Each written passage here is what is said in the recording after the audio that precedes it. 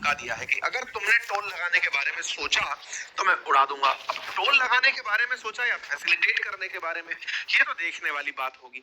लेकिन ट्रंप ने कहा सो कहा, इनके जो मंत्री हैं बेसेंट, उन्होंने भी सेम यही लाइन बोल दी। तो इसका मतलब कुछ तो ऐसा ओमान ने किया है जो अमेरिकी प्रशासन को पता चला है और रातों रात ईरान से हट करके ध्यान ओमान पर आ गया है। ईरान सिमटा नहीं था, अब ओमान अलग से चैप्टर खड़ा हो गया है। क्या ओमान ने 200 साल पुरानी मित्रता में बगावत कर दी है? क्या अमेरिका के साथ जो इतने दिनों से साथ निभाता आ रहा ओमान, समझिए ओमान की स्ट्रेटेजिक लोकेशन इतनी महत्वपूर्ण अमेरिका के लिए रही है।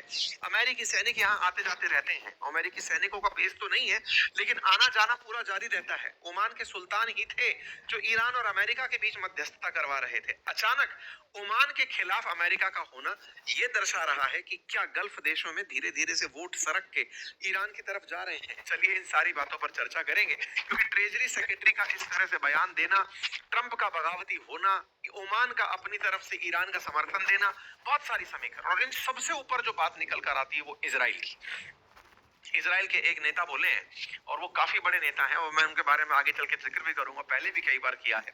वो बोले कि एग्रीमेंट होना हमारे पक्ष में नहीं है, मतलब ईरान और अमेरिका का अगर समझौता होता है तो वो हमारे पक्ष में नहीं है। ये वो वाली बात है जो हम कई दिनों से आपके सामने रखते आ रहे हैं कि इजराइल ही नहीं चाहता कि इनके बीच समझौता हो।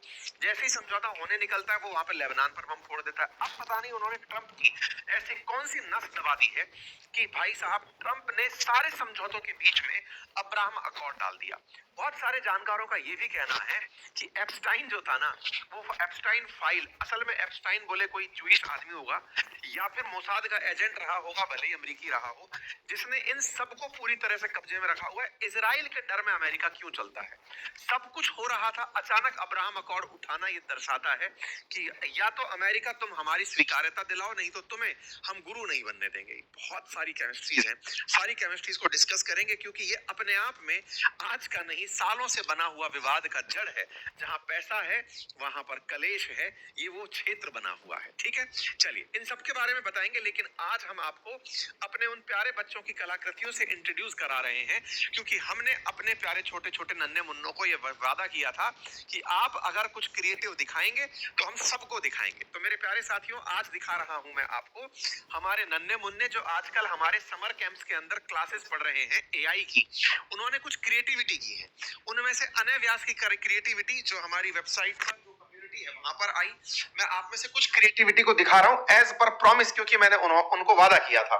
देखिए यहाँ पर बच्चे खुद से अपने एआई जनित वीडियो बना रहे हैं, और एआई जनित वीडियो देखें आप।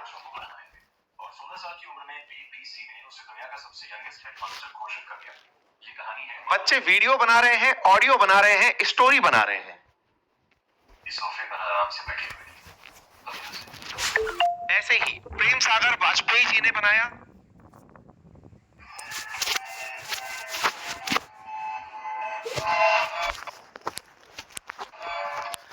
ऐसे ही रक्षिका ने बनाया,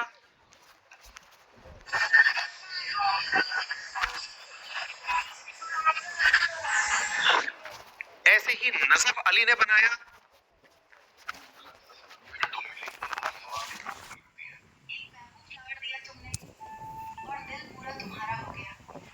प्राची ने भी बनाया।